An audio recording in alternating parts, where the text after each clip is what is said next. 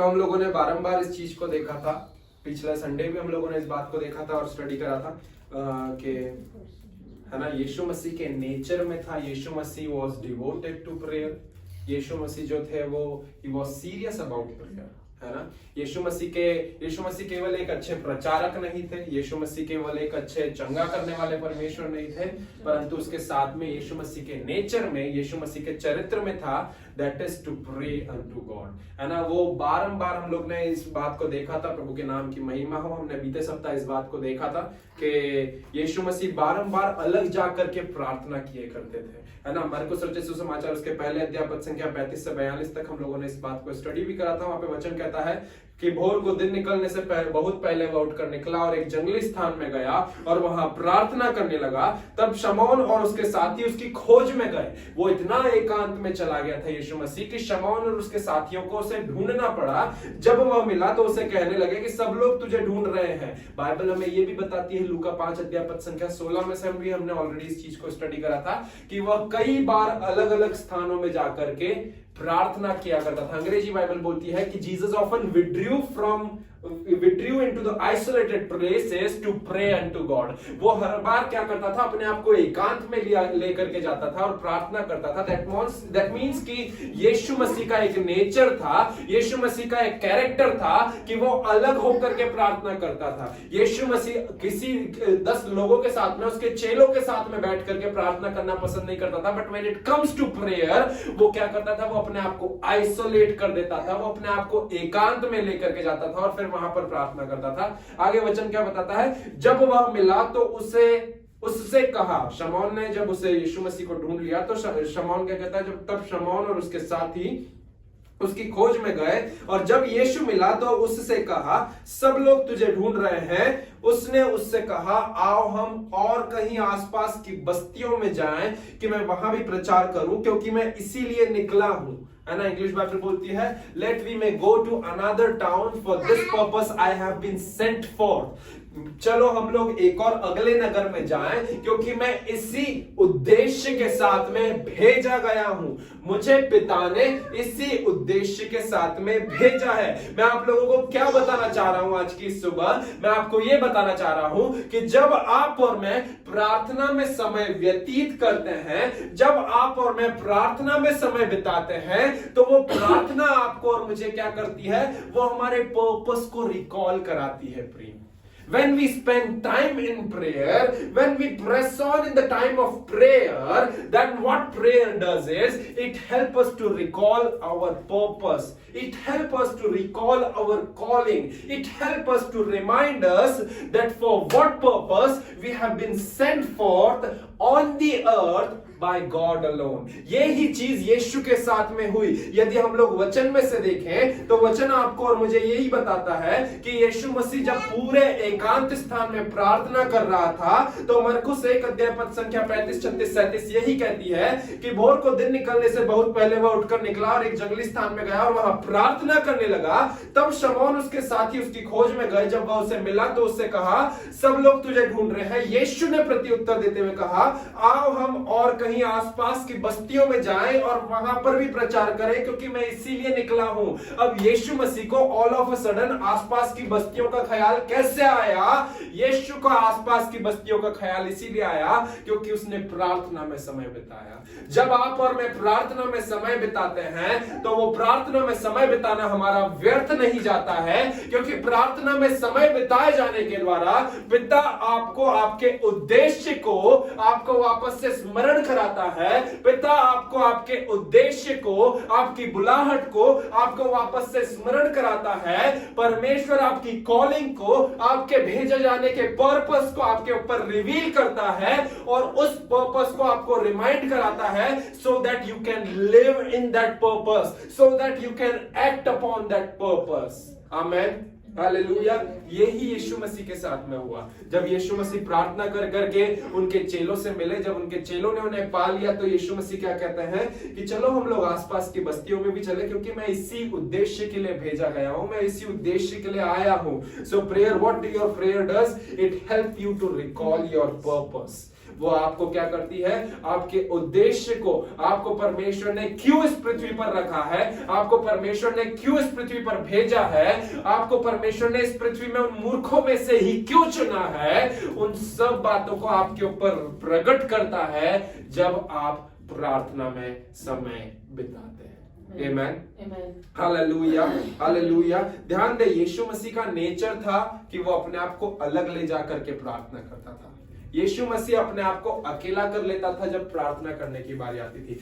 हर एक दूसरे काम जब भी करे जाते थे तो वो एक यूनिटी में करता था, वो एकता में करता था, परंतु जहां पर प्रार्थना की बात आती थी तब वो एकता को साइड में रख देता था और एकांत को चुनता था।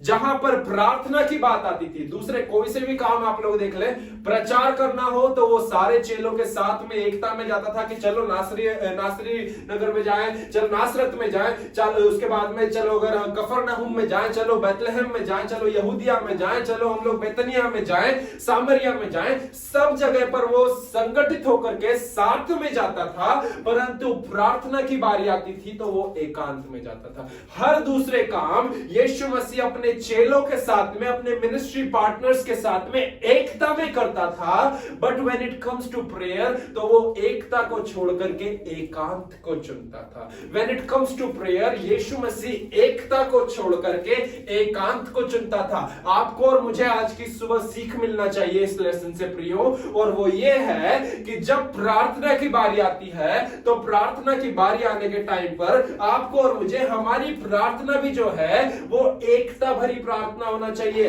हमारी प्रार्थना गोपनीय प्रार्थना होना चाहिए। हमारी प्रार्थना जो है वो गुप्त में की जाने वाली प्रार्थना होना चाहिए। हमारी प्रार्थना और prayer needs to be more personal and private than to be a open stage show.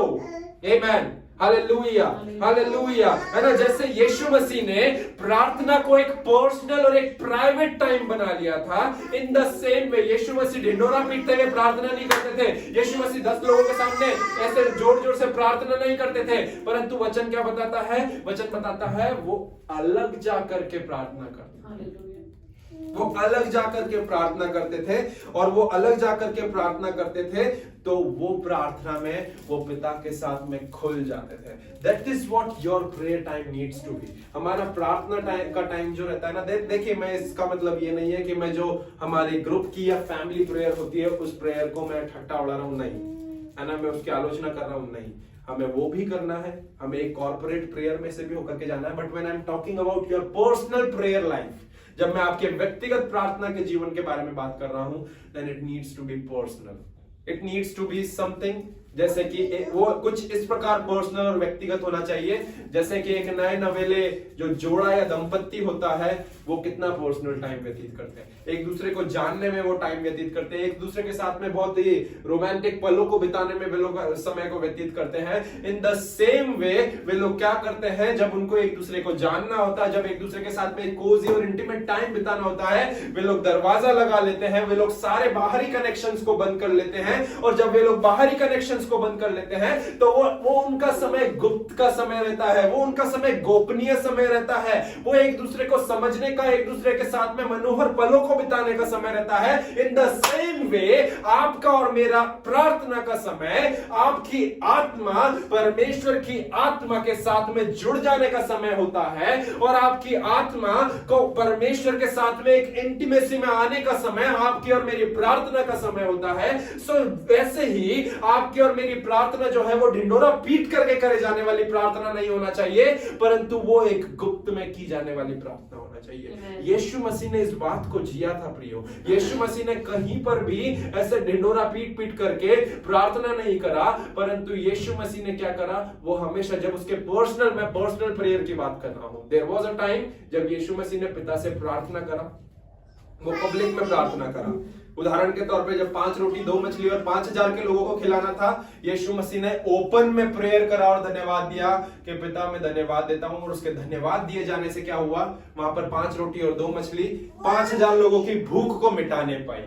आमेन। उसके साथ में यीशु मसीह ने एक और जगह प्रार्थना करा, वो भी ओपन में प्रार्थना करा, जब वो लाजरस की कब्र के बाहर खड़ा हुआ था, उसने क्या कहा, उसने परमेश्वर को धन्यवाद दिया कि पिता मैं धन्यवाद देता हूं क्योंकि तू हमेशा मेरी सुनता है, और इस समय भी मैं तुझसे इसीलिए प्रार्थना करता हूं ताकि ये लोग सब समझने वाले हो सके कि तूने मुझे भेजा है ना। तो he also prayed in open, है ना, उसने प्रार्थना ओपनली भी करा, बट यीशु मसीह ने जो व्यक्तिगत जीवन में जो पर्सनली जिया, जिसको हम एक आदर्श, जिसको एक हम रोल मॉडल मानते हैं, जिससे हम जीते हैं, जिसके कैरेक्टरिस्टिक को हम एक्वायर करने की चाह रखते हैं, लालसा करते हैं, तो यीशु मसीह ने टाइम पर टाइम ओपनली भी प्रेयर करा और उसके साथ में टाइम पर टाइम जो व्यक्तिगत जीवन में जिस चीज को सबसे ज्यादा प्राथमिकता दिया वो था पर्सनल प्रेयर, वो था गुप्त में की जाने वाली प्रार्थना। इन द सेम वे जैसे एक नए नवेले शादीशुदा जोड़े जो है वो गुप्त में एकांत में समय बिताते हैं,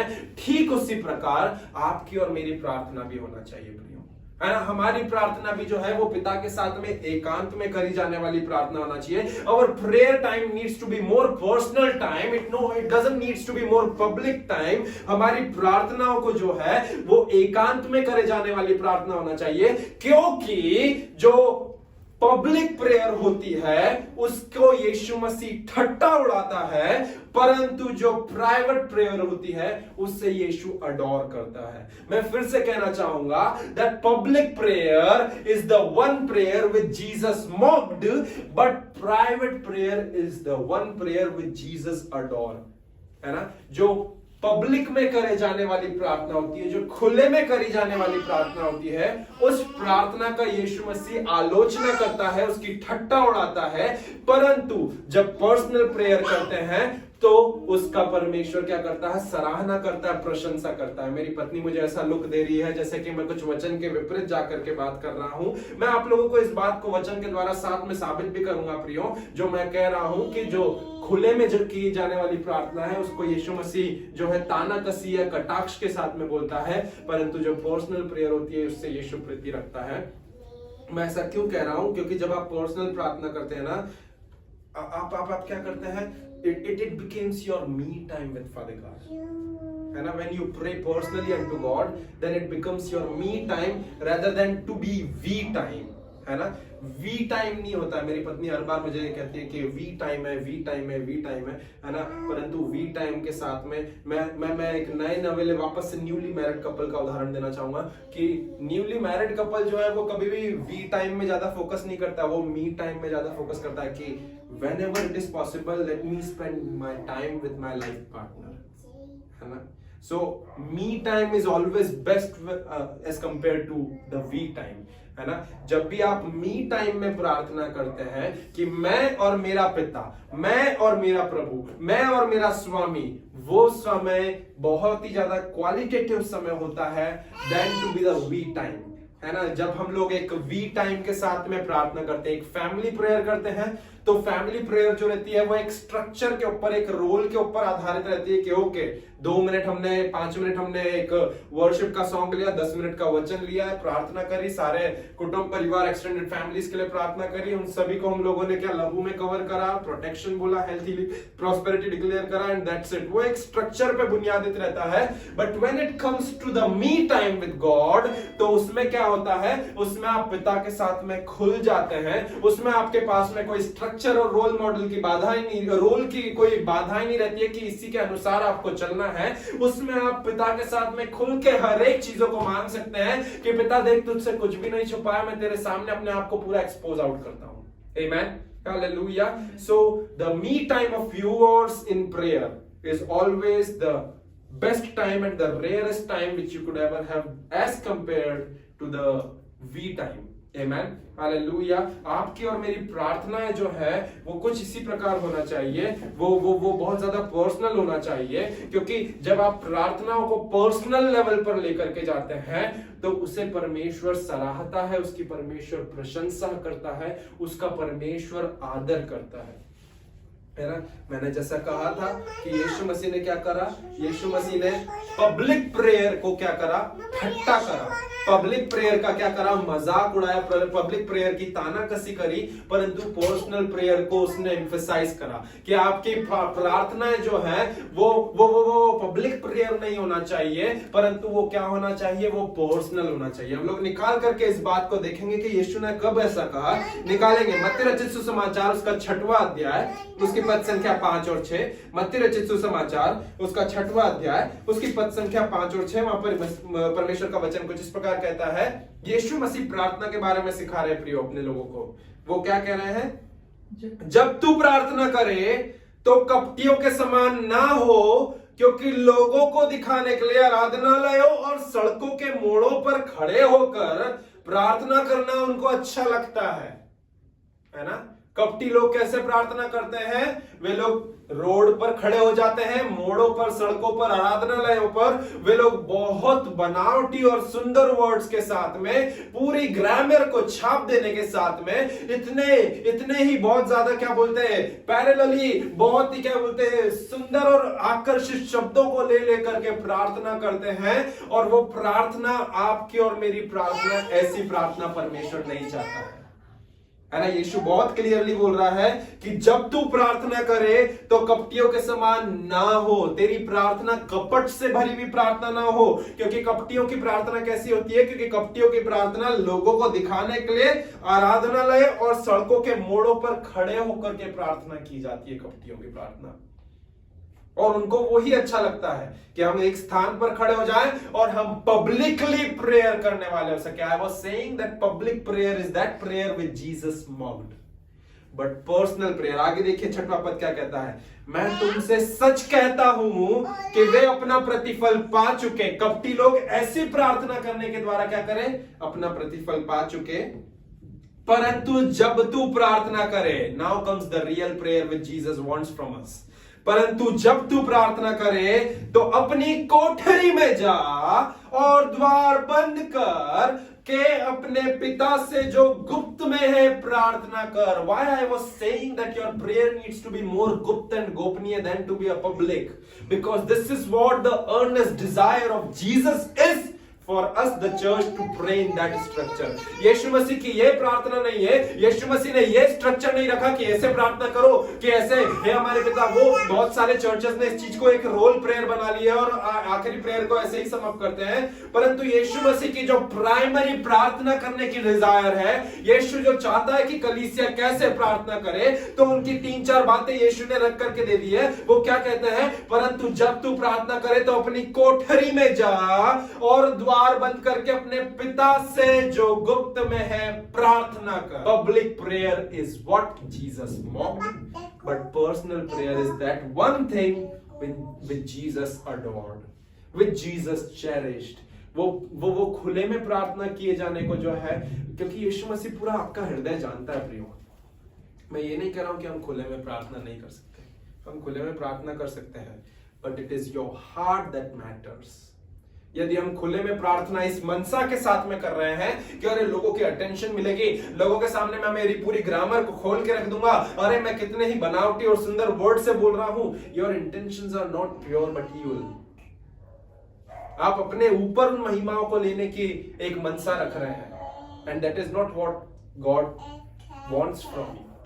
आपको और मुझे क्या करना है? यदि हम ओपन में भी प्रार्थना कर रहे हैं, we need to understand this one thing, that we are just a vessel and he is the source of all things। और उसके बाद में जब असल प्रार्थना करने की बारी आ रही है, यीशु मसीह यहाँ पर पर्सनली आपके और मेरे प्रार्थना के रिश्ते के बारे में बात कर रहा है कि जब तू प्रार्थना करे तो गुप्त में जाकर के पिता से प्रार्थना कर, तब तेरा पिता जो गुप्त में देखता है वह तुझे खुले में प्रतिफल देगा। आमीन, हालेलुया, हालेलुया। इसका मैसेज ट्रांसलेशन मुझे जो है बहुत पसंद है, आप मेरे साथ में बने रहिएगा। क्या कहता है message translation? And when you come before God, don't turn your prayer into the theatrical production either. आपकी प्रार्थना को एक थिएट्रिकल शो या प्रोडक्शन ना बना ले। All these people making a regular show out of their prayer, hoping for 15 minutes of their fame, है ना। बहुत सारे लोग क्या करते हैं? वे रेगुलरली क्या करते हैं? 15 मिनट का उनका शो चला देते हैं कि अरे 15 मिनट एक अच्छी प्रार्थना करने के द्वारा वे लोग क्या हो जाएंगे? फेमस हो जाएंगे। Do you think that God sits in the box seat? क्या आपको लगता है कि परमेश्वर बॉक्स ऑफिस की सीट पे बैठता है? प्रार्थना जो है वो ऐसे थिएटर के एक शो के रूप में ना हो, परंतु आपकी प्रार्थना कैसी होना चाहिए? आपकी प्रार्थना एकांत में करे जाने वाली प्रार्थना होना चाहिए। आपकी प्रार्थना एक ऐसी प्रार्थना होना चाहिए जिस प्रार्थना में आप जो है अलग होकर के प्रार्थना करने वाले हो सके। अंग्रेजी बाइबल आगे और ऐसे कुछ इस प्रकार कहती है कि here is what I want you to do, find a quiet and secluded place because that's what he used to do in his practice। वो वही चीज थी जो यीशु मसीह क्या करते थे, वो अपने दैनिक जीवन में किया करते थे कि वो एकांत की जगह को प्रार्थना में जाते थे और प्रार्थना करते थे, है ना। वे लोग वे एकांत का एक जगह चुनते थे और वहां पर जाकर के वे प्रार्थना करते थे। और आगे वचन क्या बोलता है, जब आप एकांत की जगह पर जाओगे, so you won't be tempted to role play before God, तो आपको परमेश्वर के सामने कुछ भी चीजों को दिखावटी रखने की जरूरत नहीं रहेगी। Just be there simply and honestly as you can manage. The focus will shift from you to God. आपका फोकस क्या रहेगा, वो अपने आप से क्या होगा, परमेश्वर पर पहुंच जाएगा। And you will begin to sense his grace, और आप उसके अनुग्रह को अपने जीवन में अनुभव कर पाएंगे। मैं आज की सुबह आपको यही कहना चाहता हूं प्रियो, जैसे हम इसके साथ में आगे बढ़ रहे हैं और इस पर्टिकुलर पार्ट 1 को हम लोग समाप्त कर रहे हैं कि पहली कुंजी जो है प्रार्थना के द्वारा परीक्षाओं के ऊपर या प्रलोभन के ऊपर जय पाने की, तो हम प्रार्थना को एक अलग स्तर पे लेकर के जाएं। और वो अलग स्तर पे लेकर के जाने के लिए मैं आपको इंसिस्ट करूंगा, आपको एम्फेसाइज करूंगा कि make your prayer more personal then to be the public one. Make your prayer more personal than to be the public one। आपकी प्रार्थना को ज्यादा से ज्यादा व्यक्तिगत बनाएं, इसकी बजाय कि वो सबके सामने करे जाने वाली हो सके। बिकॉज यीशु मसीह जो थे, उन्होंने इस नमूने को जिया। यीशु मसीह ने पर्सनल प्रेयर पर जोर दिया। यीशु मसीह कई बार अकेले में जाकर के प्रार्थना किए करते थे, और प्रार्थना के बारे में जब वे लोगों को शिक्षा भी दे रहे थे, तो उन्होंने यही कहा कि आपकी प्रार्थना 10 लोगों के सामने ढिंढोरा पीट करके करे जाने वाली प्रार्थना ना हो। आपकी प्रार्थना एक थिएट्रिकल शो वाली प्रार्थना ना हो कि 15 मिनट तक आपने कोई शो चलाया और उसमें आपका मनसा केवल यही है कि अरे मैं फेमस हो जाऊं, मैं इतने अच्छे और बनावटी शब्द रखूं कि उससे मैं महिमा पाऊं, क्योंकि आपके इंटेंशंस प्योर नहीं है। But when it comes to your prayer life, then what you need to do is, in your prayer life you need to find an isolated place and get secluded from the crowd। आपको एक एकांत के स्थान को चुनना है और अकेले में जाकर के पिता से प्रार्थना करना है। जब आप आपकी प्रार्थना को एकांत में करेंगे, एकता में नहीं, तो परमेश्वर आपको जो गुप्त में देखता है वो सबके सामने प्रतिफलों से नवाजेगा।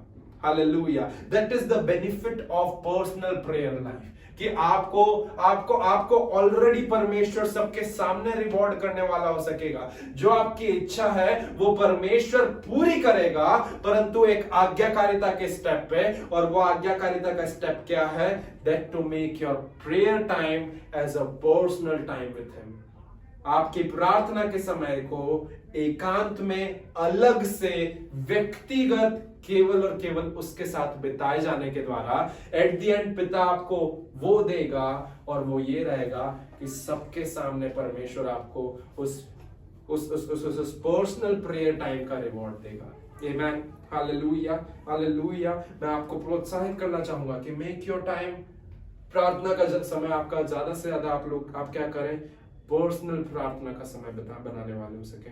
आपका प्रार्थना करना जो है वो परमेश्वर के साथ में ज्यादा से ज्यादा पर्सनल हो then to be the public one. Hallelujah, hallelujah. क्योंकि हम लोग जानते हैं, इस बात को हम लोगों ने सीखा है कि जब आप और मैं प्रार्थना करते हैं, जब हम प्रार्थना में समय बिताते हैं, तो वो प्रार्थना का जीवन हमें क्या करता है, वो हमारा प्रार्थना का जीवन हमें अंदर से इंपावर करता है, वो हमें अंदर से पावर देता है।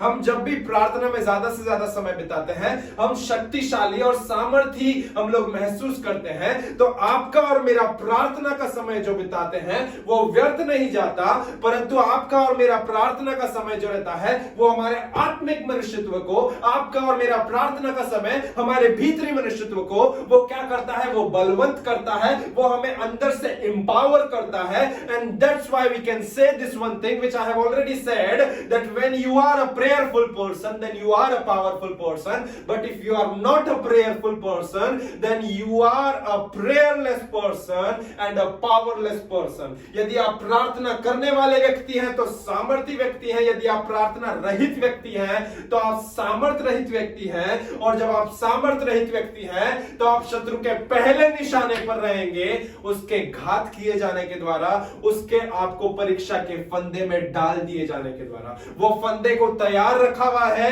परंतु आपकी प्रार्थनाएं जो है प्रियो, वो प्रार्थनाएं आपको उस फंदे में ना पड़ने दे रही है। उसने ऑलरेडी उस ट्रैप को, उस टेम्पटेशन की नेट को आपके लिए तैयार करके रख रखा है कि जब कभी भी आपने प्रार्थना करना चूका तो आप अचानक से उस नेट में, उस फंदे में पड़ जाएं। परंतु आपकी प्रार्थनाएं क्या करती है, it help you to escape that trap of temptation. आपकी प्रार्थनाएं उससे, उस फंदे में आपको पड़ने से बचा लेती है। आपकी प्रार्थनाएं आपको, इसीलिए तो मैं कह रहा हूं that if you are a prayerless person then you are prone to be tempted, then you are frequently to be tempted, and at the end you will fall into the temptation. आप सबसे पहले निशाने पर रहेंगे कि आप पर शत्रु के द्वारा उस परीक्षा में पड़े जाएं।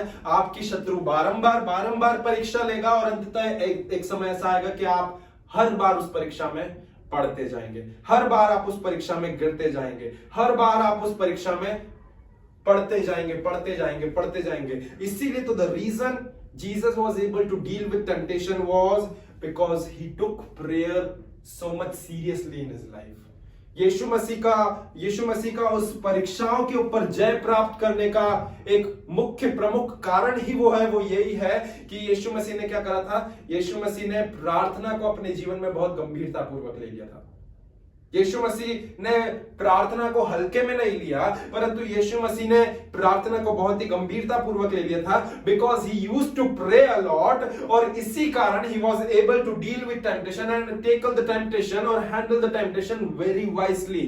बिकॉज जब वो प्रार्थना में समय बिताते थे तो पिता उन्हें उस विजडम के साथ में, उस अंडरस्टैंडिंग के साथ में नवाजते थे, दैट उनको परमेश्वर उन्हें उस वाइज स्ट्रेटेजीज को देते थे कि how to deal with temptation. क्योंकि तुम्हारी भी परीक्षा ली जाएगी, परंतु तुम उस परीक्षा से कैसे डील करने वाले हो सकोगे। इसीलिए यीशु ज्यादा से ज्यादा प्रार्थना में समय बिताया करते थे।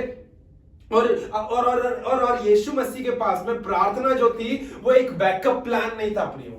हम कई बार ऐसा सोचते हैं कि जीसस के जीवन में प्रार्थना जो थी वो एक बैकअप प्लान था कि अरे जब कभी भी उनको जरूरत पड़ेगी तो वो प्रार्थना कर लेंगे, बट ही डिडंट और he never considered prayer as a backup plan. Yeshu Masih ने प्रार्थना को जो है वो कभी भी एक बैकअप प्लान के रूप में नहीं रखा, बिकॉज उनके लिए prayer time was an opportunity for him. Prayer time was an opportunity to receive power, to receive strength. वो उनके अंदर एक क्या बोल सकते हैं कि यीशु के पास में प्रार्थना जो थी वो एक अवसर के समान थी कि वो उस प्रार्थना के साथ में एक पावर को प्राप्त करने वाले हो सके, एक बल को प्राप्त करने वाले हो सके, जिससे उनका भीतरी मनुष्यत्व बलवंत होने वाला हो सके, so that power can help him to not to fall into the temptation।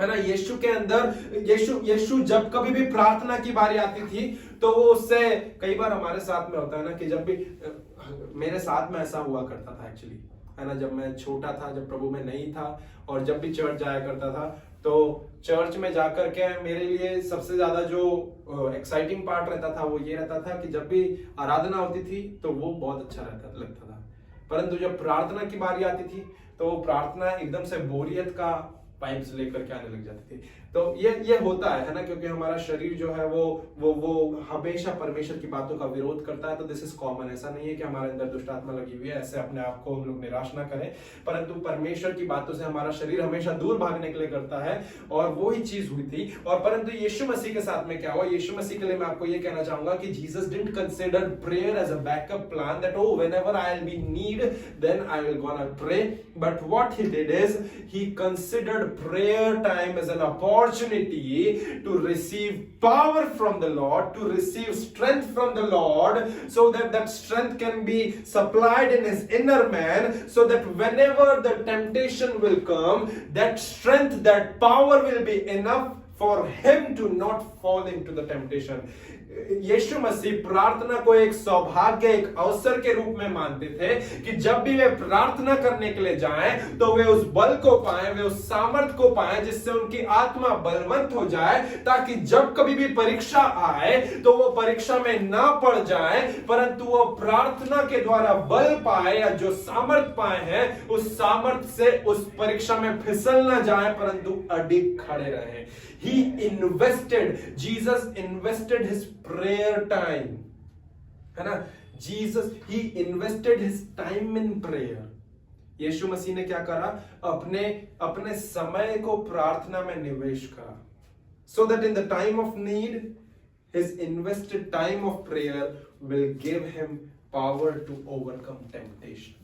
है ना? हम लोग आजकल बहुत ज्यादा ये इन्वेस्ट करने के वर्ड को सुनते हैं, शेयर मार्केट का जमाना है और बहुत सारी चीजें हैं। In the same way what Jesus did in his earthen ministry, what he did was he invested his time in prayer. Jesus invested his time in prayer.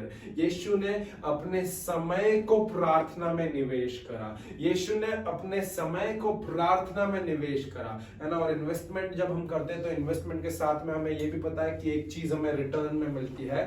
So when Jesus invested his time in prayer, then what he get in return was the power that will gonna help him to overcome the temptation when he will be there to fall into the temptation. जब return की बारी आई तो यीशु को क्या मिली, यीशु को वो सामर्थ मिली जिस सामर्थ के द्वारा यीशु मसीह ने उस परीक्षाओं के ऊपर, उस प्रलोभनों के ऊपर जो उसे गिराने के लिए आ रही है, उन सब के ऊपर जय प्राप्त करके अडिग खड़ा रहे, है ना? यदि हिंदी में और एक और बिब्लिकल प्रिंसिपल को रखते हुए मैं कहूं तो कुछ इस प्रकार कहूंगा कि जीसस एक्चुअली सोड his time in prayer. Yeshu Masih ने अपने समय को बो दिया था प्रार्थना में, यीशु ने अपने समय को प्रार्थना में बोया था। He sowed his timing in prayer. यीशु अपने कीमती समय को, अपने लिमिटेड समय को, because he know कि वो बहुत ही लिमिटेड समय के लिए इस पृथ्वी पर आया है, तो उसने उसके समय को प्रार्थनाओं में बोया था। और जब उसने बोया था तो एट द एंड आप और मैं जानते हैं कि जब कुछ चीज बोई जाती है तो उसका कंसेप्ट क्या कहता है कि अंततः फलस्वरूप हम उसका कुछ फल काटेंगे। So when he sowed his timing in prayer, what he get in return, he reaped a harvest of power that will gonna help him to overcome the temptation. जब यीशु ने अपने समय को प्रार्थना में, जब यीशु ने अपने कीमती समय को, अपने सीमित समय को, अपने लिमिटेड समय को प्रार्थना में बोया, then he returned, in return what he reaped was a harvest of power from the Lord that helped him to overcome the temptation. उसने फिर उस कटनी को काटा, वो कटनी को काटा जो कटनी सामर्थ से भरी हुई थी, वो सामर्थ से भरी हुई कटनी जिसने उसे परीक्षाओं के ऊपर जय प्राप्त करने में मदद करी, वो कटनी जिसने यीशु को वो सामर्थ दी जिसके द्वारा यीशु मसीह क्या करे, परीक्षा के ऊपर जय प्राप्त करने वाला हो सके। ठीक उसी प्रकार मैं आप लोगों को भी कहना चाहूंगा कि जब आप आपकी प्रार्थना के समय में जाते हैं, जब आप आपकी प्रार्थना के समय में अपने आप को, अपने समय को परमेश्वर के साथ प्रार्थना में बो देते हैं, जब अपने समय को आप परमेश्वर के राज्य में प्रार्थना में इन्वेस्ट करते हैं, आपके प्रार्थना का समय जो है वो व्यर्थ नहीं जाता है प्रियो, परंतु आप कुछ ना कुछ खुदा से प्राप्त करते हैं, और वो खुदा से कुछ चीजें प्राप्त करे जाने वाली वो आपके सामने अभी फल स्वरूप प्रकट नहीं होगी, बट एट द टाइम, जब समय सही रहेगा, एट द राइट टाइम आप अपने जीवन में उसे प्रकटीकरण में देखने पाएंगे। मैं इस चीज को बहुत अच्छे से जानता हूँ। एक परमेश्वर के दास दासी, जब हमारे घर में बहुत सारी चीजें ठीक नहीं थी, जब मैं बहुत ही छोटा था, मेरी बेटी की उम्र का या क्या था, वे निरंतर आते थे और हमारे घर में प्रार्थना करके जाया करते थे। मेरे पिता जो उस समय पर बहुत ही ज्यादा शराब के पियक्कड़ थे, और वे आकर के प्रार्थना करते थे। मम्मी भी वहां पर ज्यादा इतना विश्वास में नहीं थी, मैं छोटा था, अनजान था, सारी चीजों से मैं नहीं समझ पाता था, बट उनकी प्रार्थनाएं कभी भी व्यर्थ नहीं गई। वे प्रार्थना करने आते थे, वो प्रार्थना करते थे, रमन भैया की शराब पीने की लत छूट जाए, रमन भैया की शराब पीने की लत छूट जाए, घर में शांति आए, शराब पीने की लत छूट जाए, और ये सारी चीजें। But what they prayed was actually working in the unseen realm.